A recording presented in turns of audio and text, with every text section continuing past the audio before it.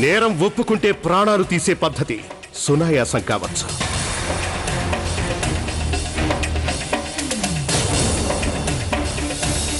మే కోరుకునేదేమిటంటే నేరస్తుడు స్వయంగా అందరి ముందుకు రావాలని.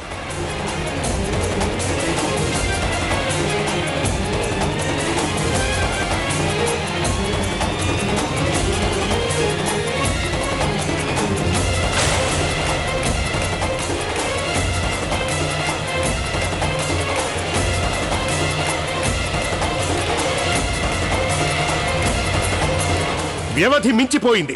నేరస్తుడు మా ముందుకొచ్చే వేళ దాటిపోయింది.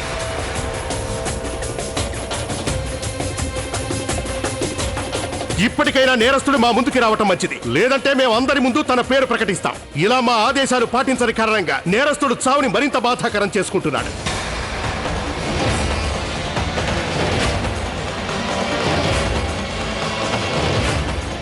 మేం గ్రహించాం మాకు ప్రియమైన వ్యక్తులే ఇంతటి నీచానికి దిగజారని.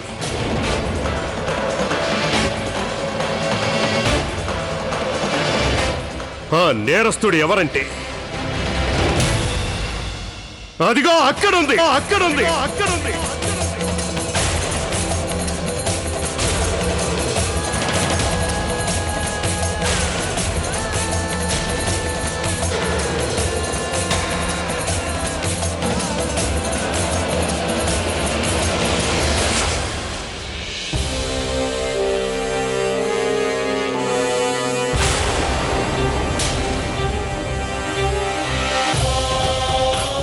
అంతటి కోపాన్ని మేము ఇంతవరకు ఎవరి కళ్ళల్లోనూ చూడలేదు. అసలు అంతటి ఘోరం ఎందుకు చేశారు మీరు?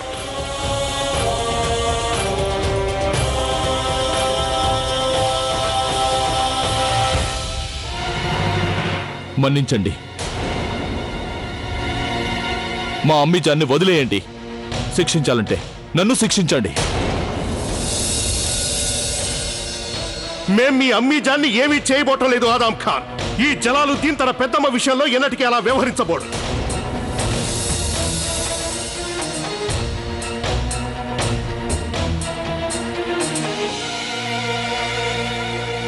కానీ ఈ నేరస్తురాల్ని మేము ఎంతమాత్రం మన్నించబో.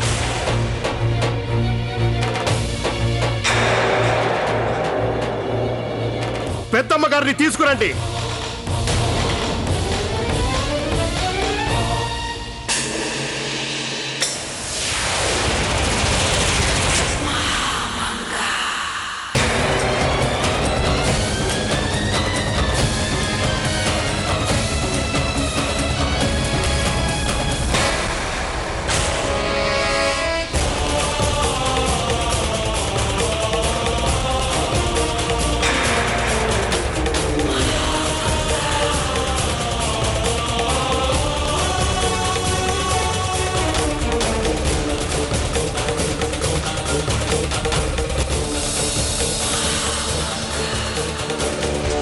కంగారు పడకండి. ఇక్కడ మా కాళ్ళ వద్ద పడి ఉన్న నేరస్తురాలు అచ్చంగా మా పెద్దమ్మ పోలికలు కలిగిన వ్యక్తి, కానీ గుణంలో కాదు.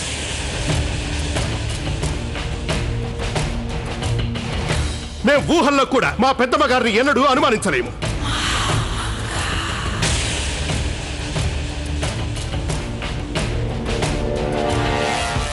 అయితే ఈ జోధా బేగం మా పెద్దమ్మని నేరస్తురాలన్నప్పుడు మేము మరీ సహించలేకపోయాం. అయితే అప్పుడే మాలో ఒక పెద్ద ప్రశ్న తలెత్తింది. ఎందుకు జోధా బేగం మా పెద్దమ్మ మీద లేనిపోని అబద్ధాలు చెప్తోంది అని, ఎందుకు నింద మోపుతోంది అని.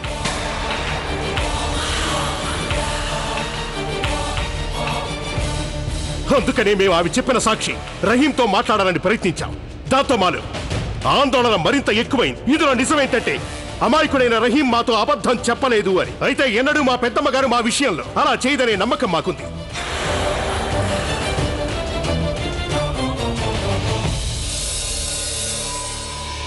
అందుకని మేమే స్వయంగా ఈ విషయం మా పెద్దమ్మతో మాట్లాడాలి అని నిర్ణయించుకున్నాం. ఆవిడ వద్దకు వెళ్ళాం. అయితే మా పరిశోధన వివరాలు బయటపడడం మాకు ఇష్టం లేదు. అందుకనే మీ రహస్య మార్గం ద్వారా మా పెద్దమ్మను కలుసుకున్నాం. ఈ పొగెక్కడి నుంచి వస్తోంది? పెద్దమ్మ చిలుం పీల్చడమా?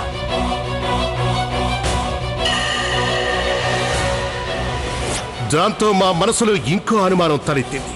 అప్పుడు మాకు అసలు తను మా పెద్దమ్మ కాదనిపించింది.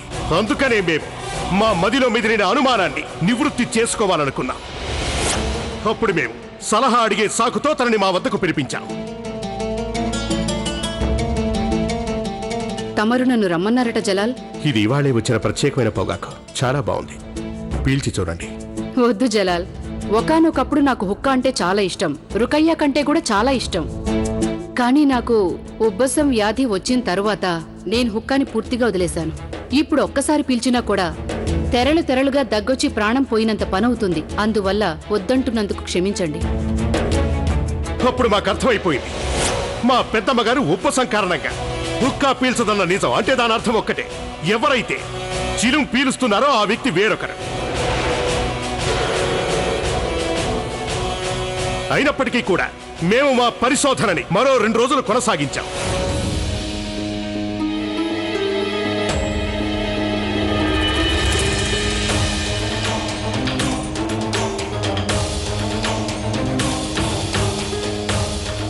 మా పెద్దమ్మ గారు ఏదో రాయటం చూసి మాకు మరింత ఆశ్చర్యం కలిగింది. ఎందుకంటే మా పెద్దమ్మకి 2 భాషలు తెలుసు, ఉర్దూ ఇక అరబీ. అయితే మేం చూసిన ఆవిడ రాస్తున్న భాష అటు ఉర్దూ కాదు, ఇటు అరబీ కాదు. ఎందుకంటే తను కుడి నుంచి ఎడమకి రాస్తోంది. అప్పుడే మా అనుమానం పూర్తిగా నిజమని రుజువైపోయింది. పెద్దమ్మ తమరికి తెలిసే ఉంటుంది, మా పిన్నమ్మ గారు కీర్తి శిష్యులైన మా తండ్రి గారు హుమయూన్ గురించి కొన్ని వివరాలు సేకరిస్తున్నారు అని. ఆ విషయం మీకు తెలిసే ఉంటుంది. ఇక వాటితో ఆవిడ హుమయూన్ చరిత్ర అనే గ్రంథాన్ని రచిస్తున్నారు. చిత్తం, నాకు తెలుసు. మాకు తెలిసి హుమయూన్ గురించి మీకు తెలిసిన విషయాలన్నింటినీ కూడా. దానికి మీకేం కావాలో అది నేను చెప్తాను. తమరికి బాగా తెలిసిన సంగతే, మా సొంత చిన్న అనే గద్దె కోసం మమ్మల్ని కోట బురుజు మీద కాల్చేయడానికి ప్రయత్నించాడు కదా. ఆ రోజు నేను ఎలా మర్చిపోగలను? అయితే మీకు జ్ఞాపకం ఉండే ఉంటుంది, మా తల్లిగారైన హమీదా బాను గారు మంటలు కక్కుతున్న ఫిరంగుల మధ్య దూకి మా ప్రాణాలు కాపాడిన సంగతి. ఎంతో సాహసంతో కూడిన పనిచేశారు ఆ రోజు మహారాణి గారు. ఆవిడ సమయానికి వచ్చి ఉండకపోతే ఏం జరిగేదో ఆ ఖుదాకే ఎరుక. బహుశా మేము మిమ్మల్ని కోల్పోయేవాళ్ళవేమో. అయితే వాస్తవానికి మా ప్రాణాలు కాపాడింది మా అమ్మగారు కాదు, స్వయంగా మా పెద్దమ్మే మమ్మల్ని కాపాడింది. అప్పుడే మా అనుమానం నిజమని నిరూపణై మేము వెంటనే ఆదేశాలు జారీ చేశాం. కీర్తిశేషులైన మా తండ్రి గారు షహన్షా హుమయూన్ గారి మరణపు వేళలో అక్కడున్న ఖాజీ గారికి ఆనాడు అసలు ఏం జరిగిందో ఏంటో ఆ కథ చెప్పమని ఆదేశించాం. వారు మాకు సాయం చేస్తారని ఆశించాం. వారు మాకు అలాగే సాయం చేశారు కూడా. జనాబ్, తమరు మాకు దయచేసి ఓ సంగతి చెప్పాలి. ఎవరైనా ఒక వ్యక్తి అచ్చం వేరొకరిలా ఉండటం సాధ్యమేనా చెప్పండి? అది కూడా మా తండ్రి గారి హయాంలో. నిస్సందేహంగా అలాంటి మారువేషగాళ్లు ఎవరి రూపాన్నైనా ధరించగల ప్రతిభావంతులై ఉంటారు. స్వయంగా తమరి తండ్రి అయిన హుమాయూన్ చక్రవర్తి మరణానంతరం 17 రోజుల పాటు ముల్లా బేకషీ గారిని మీ నాన్నగారి రూపంలోనే అందరి ముందు నిలబెట్టడం జరిగింది. ఎందుకంటే ఆయన లేరని తెలిస్తే శత్రువులు దాడి చేయొచ్చు. ఈ సంగతి ఇంకెక్కడైనా స్పష్టంగా ఉందా? తమరు హమీర్ హంసా గారి కథ వినలేదా? హమీర్ హంసా గారే స్వయంగా ఎవరి వేషాన్నైనా వేయగల సమర్థులు. అందుకే తమరి గ్రంథాలయం నుంచి హమీర్ హంజా గారి చరిత్ర తీసుకొచ్చాను. అలాంటి ప్రతిభ గల వారిని ఆ రోజుల్లో ఎక్కువగా వాడుకునేవారు. తమరి శత్రువుల నుంచి రక్షించుకోవడానికి సాధారణంగా బాద్షాలు కానీ మంత్రులు కానీ అలాంటి మారువేషగాళ్ళని ఉపయోగించేవారు. దాంతో మాకంతా అర్థమైపోయింది. మా ముందు మా పెద్దమ్మలా వ్యవహరిస్తున్న వ్యక్తి, గన్నేరు రసం కలుపుతుండగా రహీం చూసిన వ్యక్తి అసలు మా పెద్దమ్మ కానే కాదు, ఒక మారువేషగత్తె. ఇక మా నమ్మకాన్ని మరింత బలపరుచుకోవడానికి మేము ఆవిడ్ని మా వద్దకు పిలిపించాం. పెద్దమ్మ, మీరు స్వయంగా వండిన కారపు వస్తువులు తిని ఎన్నో రోజులైంది. అందువల్ల ఇవాళ మాకెందుకో తమరి చేతి వంట రుచి చూడాలి అనిపిస్తోంది. ఓ సంతేనా? నేను తక్షణమే తమరి కోసం మసాలా వేసిన మాంసం వండిస్తాను. అంటే వండి తెస్తాను. మా పెద్దమ్మలా రూపుదాల్చడంలో ఈవిడ విజయం సాధించింది. కానీ మా ఇష్టాయిష్టాలు తెలుసుకోవడంలో ఈవిడ ఓడిపోయింది. ఎందుకంటే మాకు కారపు వంటలు ఇష్టం లేదని ఈవిడకి అస్సలు తెలియదు. దాంతో మా అనుమానం తీరింది. ఇక తీర్పు విషయానికి వస్తే మాకు నిజం తెలిసిపోవడంతో ఆవిడ పారిపోవాలని ప్రయత్నిస్తుందని మేం కాపలా కట్టుదిట్టం చేయమని ఆదేశించాం. ఇక ఆ తర్వాతే ఇవాళ రాత్రి ఈ సభ పెడుతున్నట్టు ప్రకటించాం.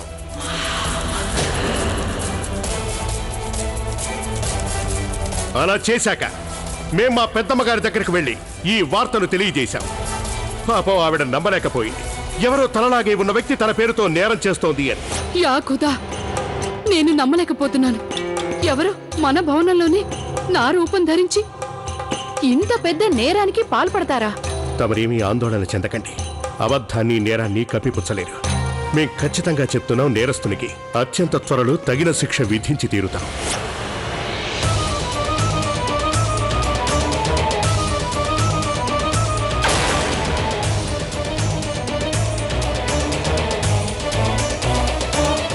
మేము నీ శిరస్సుని ఖండించడానికి ముందు మేము ఓ సంగతి తెలుసుకోదలిచావు. ఎందుకని నువ్వు మా పెద్దమ్మ రూపం ఎందుకు ధరించావు? అలాగే ఎందుకని మాకు పుట్టనున్న సంతానాన్ని దారుణంగా హత్య చేశావు నువ్వు?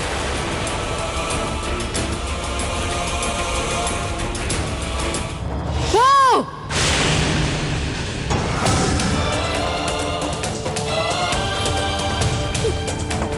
మీ సైనికులు మా కొంపని తగలబెట్టేశారు.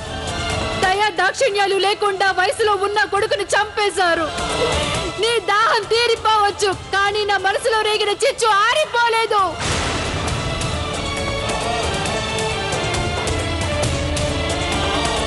నా కడుపు మంట చల్లారలేదు, అందుకే నేను పగ సాధించాను. నా కడుపు మండినట్టే నీ కడుపు కూడా మండాలని నేను కోరుకున్నాను. అందుకే నేను పథకం వేశాను. నిన్ను నీ వంశాన్ని నాశనం చేయడానికే వచ్చాను.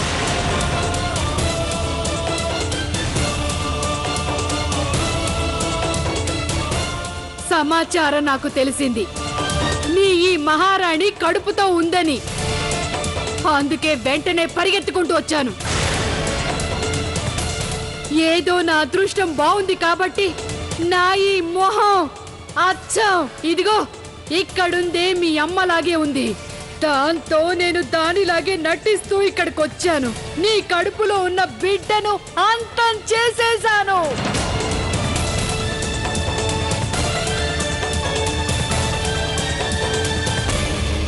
మాకు పుట్టబోయే సంతానాన్ని హతమార్చిన తర్వాత ఇక్కడ ఏం చేద్దామని ఉండిపోయా? నిన్ను చంపాలని.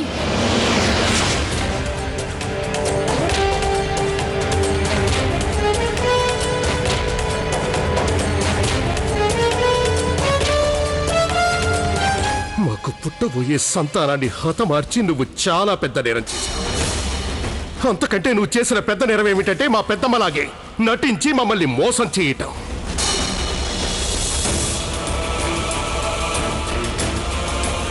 తీసుకెళ్ళండి దీన్ని చావగొట్టండి. ఇక దీన్ని చితగొట్టి దీని ముఖం ఎలా మార్చాలంటే చావటానికి ముందు దీనికి మా పెద్దమ్మ పోలికలు అస్సలు కనిపించకూడదు. దీని తల నరికేసి దాన్ని రాజ్యంలోని ప్రజలందరి ముందు ఊరేగించండి. దానివల్ల ఇంకెవ్వరికి ఇలాంటి నేరానికి పాల్పడే ధైర్యం ఉండకూడదు. తీసుకెళ్ళండి దీన్ని.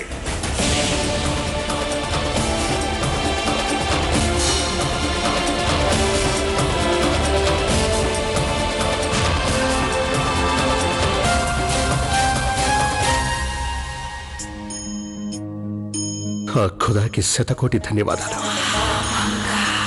ఈ పరీక్షలో మీకు ఆ ఖుదా విజయం ప్రసాదించాడు. చాలా బాగుంది జలాల్.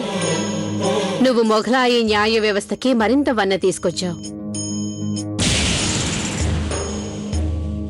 లేదా మిజాన్,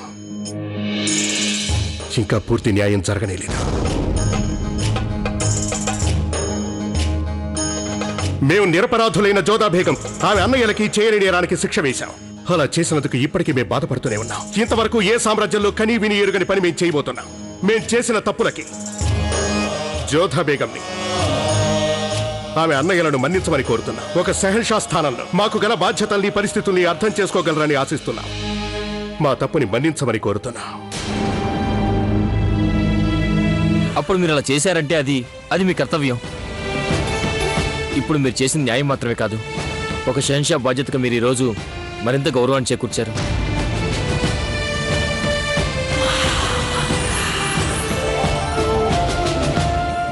షహన్షా విజయీ భవ.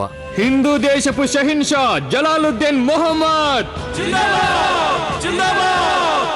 హిందూ దేశపు షహిన్షా జలాలుద్దీన్ మొహమ్మద్. హిందూ దేశపు షహిన్షా జలాలుద్దీన్ మొహమ్మద్.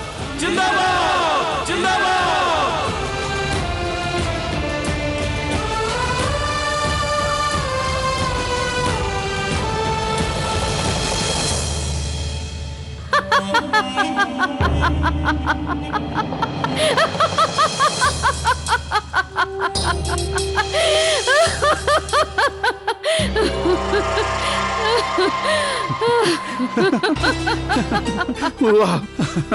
తమరి గొప్పతనం ఒప్పుకోవాల్సిందే హుజూర్.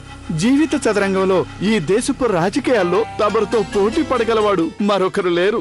దీనికి సహన్షా గారి దృష్టిలో తమరికి మరింత గొప్ప పేరు వస్తుంది. రేషం ఇంక చాలు. ఈ రోజు నుంచి ఈ విషయంలో నువ్వు నోరు మూసుకునుంటేనే మంచిది. జరిగిందేదో జరిగిపోయింది.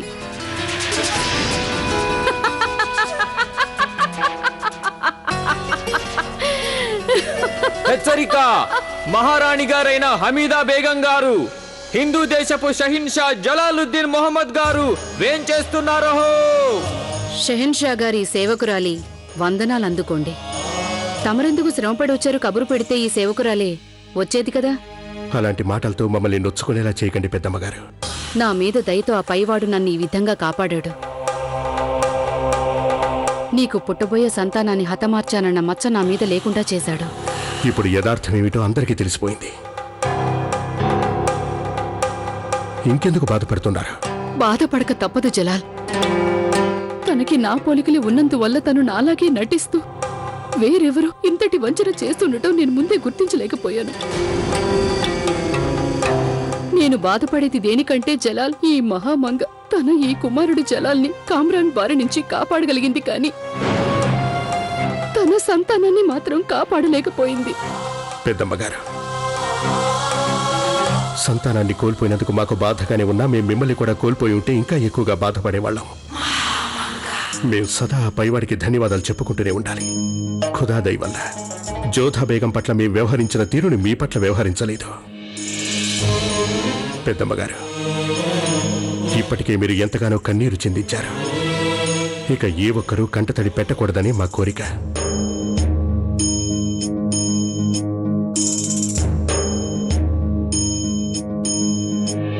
జలాల్ సరిగ్గానే అన్నాడు మహం. ఈ జలాల్ కోసం తమరు ఎన్ని కష్టాలు పడ్డారో అందరికీ తెలుసు. ఒక తల్లి తన కుమారుడి కోసం ఎన్ని కష్టాలు పడినా కూడా అవి కష్టంగా అనిపించు. నేనిదంతా చేసింది కేవలం నా కుమారుడి కోసమే. నా కొన ఊపిరి ఉన్నంత వరకు అలా చేస్తూనే ఉంటాను. అది ఒక తల్లిగా నా బాధ్యత. మేము నిజంగా చాలా అదృష్టవంతులం పెద్దమ్మగారు. మీ అండ దొరకడం మా అదృష్టం. ఖుదాఫిజ్.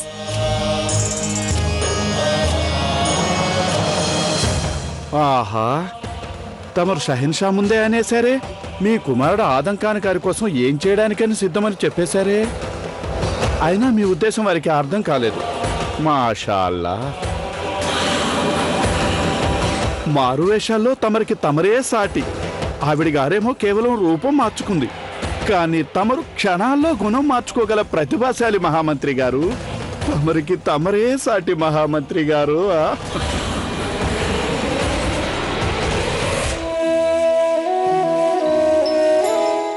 ఏముందందులో?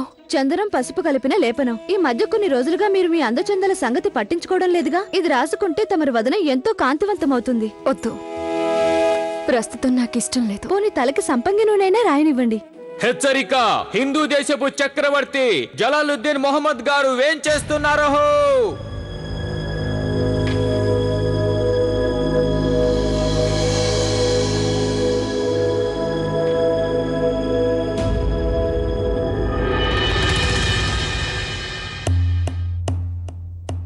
తమరికి ఒక శుభవార్త చెప్పడానికి వచ్చాం. తెలుసు మాకు. నన్ను ఆమెరు పంపించడానికి తమరు అన్ని ఏర్పాట్లు చేశారని. నిజంగానే ఎంతో గొప్ప శుభవార్త అది. నాకు ఎంతో సంతోషంగా ఉంది, చెప్పలేనంత. భర్త వదిలేసిన భార్యగానైనా ఆమెరికి వెళుతున్నానంటే సంతోషమే. ఎందుకంటే ఇక్కడ ఉన్నంత కాలం సంతోషం అంటే ఎలా ఉంటుందో మర్చిపోయాను. హర్షం, ఆనందం అనే మాటలకి నా జీవితంలో అసలు స్థానమే లేకుండా పోయింది. తమరు ఎంతగా ఆనందపరిచారంటే సంతోషం అనే అనుభవం ఎలా ఉంటుందో అనేది కూడా మర్చిపోయాను.